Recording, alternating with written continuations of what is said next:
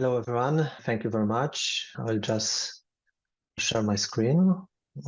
Yep. Okay. First of all, thank you very much for allowing me to present this topic at this event. And taking this chance, I would like to present the following analysis. The result, as it was already said, were generated within the SEMPA project, and this is a project in collaboration between Poland and Norway.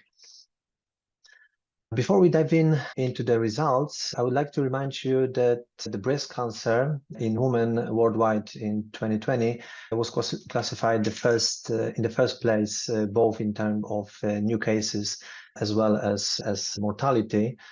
Just maybe changed as it possible. Yeah. And so around 10% of breast cancer cases are related to gene mutation, and we cannot do much regarding genetic mutations yet. However, there are things we can do to reduce this breast cancer. And on the top, you can see the things that you can do to reduce, in general, the diseases or cancers specifically. And on the bottom, there are things you can do to reduce the breast cancer. And especially it is important to have the regular breast cancer screening after the age of 40. And this helps you to spot cancer as soon as possible. And why it is important to spot the cancer early, you can see it on this 5-year relative survival, where you can see that your chances of survival are really high if the cancer is spotted at the early localized form. When it's regional, this relative survival drops to 80%, and during metastasis, this survival drops to 30%. And how to choose the suitable screening method? And there are a few actually.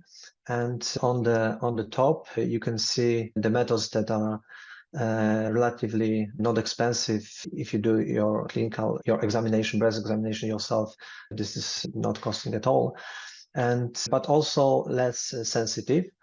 And going to the bottom, we can see the methods that are more sensitive. However, they are more expensive. Also, the mammography, it is related to radiation, so you cannot do this screening method every day. And actually, there were already a few populational-based metabolomic screening studies and attempts to spot the biomarkers in blood. But as we can see in the signature risk, those signatures are not consistent. So every study spotted different metabolites. And why it happened? Actually, there are a few factors that could influence it. One of it is different type of cohorts, obviously, but also the age ranges. Some are younger, some are older. Also different platforms. However, most of those platforms like biocrates and metabolome, they are quite reliable platforms that could be used in a different laboratories. So probably it's not the case. So as I would actually focus your attention is that the cohorts and most specifically the age of participants could be influential in this case. So in our SEMPA project, we decided to analyze serum samples using both NMR platform and MS platform. I would here focus on the MS platform, and we use 900 healthy women, and we analyze samples from those women, and we follow up their breast cancer status for 15 years. So we checked if they developed cancer or not. The breast cancer group is the group where the participants developed cancer, but the healthy group is the group where at least 15 years after the sample collection, the cancer was not spotted. So basically, all of the samples that we analyzed were the samples from healthy women, but we were looking if there are any factors, any metabolites in those samples that could make those women to develop cancer sooner or later. We used the serum samples and used the P400 kit in our Orbitrap spectrometer connected to Agilent 1290 chromatograph.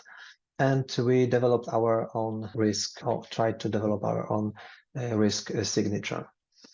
And actually, when we use the principal component analysis to look at the beginning at our results, we couldn't see any difference. You can see the green ones are the participants who did not develop cancer, and the pink ones are the participants who developed cancer, and the medium points are very, very close. So in general, those two groups are very, very close to each other in terms of metabolites. Also, those results are presented using the heat map of z-scores and effect size. And yes, using green and pink color, we can see z-score separately for breast cancer and control, as well as the difference between those groups. And what you can see, those colors are very pale and not very intensive. So again, we also can see that there's no difference at all between those two groups in general. What we did next, we actually checked different groups in terms of age. So we divided our participants in terms of age groups. So the youngest were in this intensive blue color, and the oldest were in red color. And we saw a shift in terms of age. So the youngest one were on the more on the left, and the oldest on the right. And when we checked the correlation, we actually saw that there's a significant correlation both in control group and the cancer group. So we figure out there is an age influence, so we cannot compare directly all of the participants, control participants with cancer participants. So we need to somehow divide into smaller groups, related groups. But how to divide it? We figure out to use the Gaussian distribution, because we saw three distribution of ages in our participants, and we use the intersections of those three peaks for the age ranges. So from this on, we only compare those control versus cancers in those three separate groups. And to make it easier, I would use for youngest letter A, for the medium age letter B, and for the oldest letter C. So these are the ages also in those groups. And using those groups, we checked effect size between cancer and control. At this point, we could only see a slight difference in median of the effect size in the youngest group. So this was 0.068 in comparison to 0.048 and 46. So just a slight change. However, when we look at total concentration of the lipid classes, we could see that there's those levels were different in youngest and oldest. For example, there was a significant change between the total lipid levels in breast cancer versus controls, mostly probably due to a significant change of total phosphocholine. Actually, the high concentration of phosphocholine were protective for youngest participants. However, in oldest participants, the higher concentration were predisposing those participants to develop cancer. What is interesting also here is generally it is known that higher levels of triglycerides and cholesterols are not good for your health. So the lower the better. But we could show that in youngest participant is not significant, but we could see this difference that cholesterol, especially the higher levels of cholesterol, were actually protective for them to not develop cancer, and it changes throughout the higher ages. And in the oldest group, these higher levels of both cholesterols and triglycerides were predisposing these participants to develop cancer. Also, what we saw before, it's shown on the risk odds ratio, where we could see the odds ratio of breast cancer risk related to lipid concentration.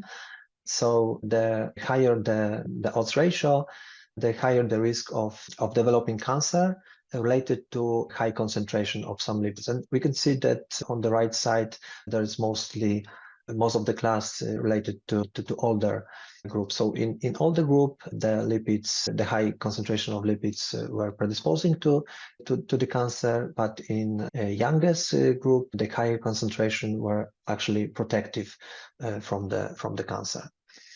In the next step, we checked the influence of breast cancer diagnosis time. So we divide our participants into 3 groups regarding the diagnosis time. First group was the participants who developed cancer before 5 years from the sample collection, and the last group was the participants who developed cancer in the latest, which in this case is 10 to 15 years.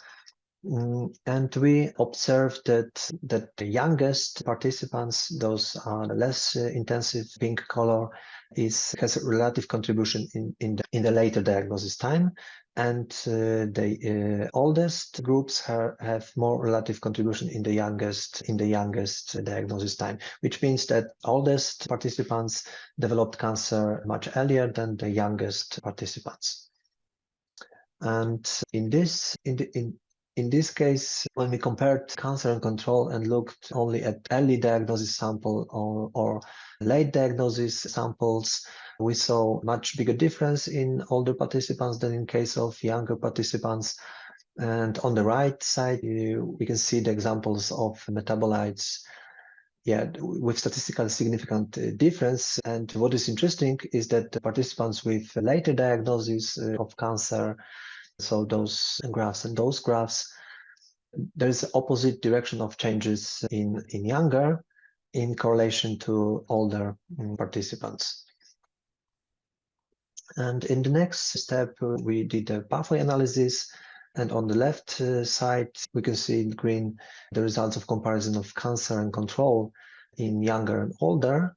And we saw much more pathways specifically significant to younger women compared to older women. Some pathways are both significantly changed in both of those groups, but we could see that there's a difference between the younger groups and the older groups. Also, when we compare the diagnosis time, we also saw a difference between youngest and the oldest quite significantly.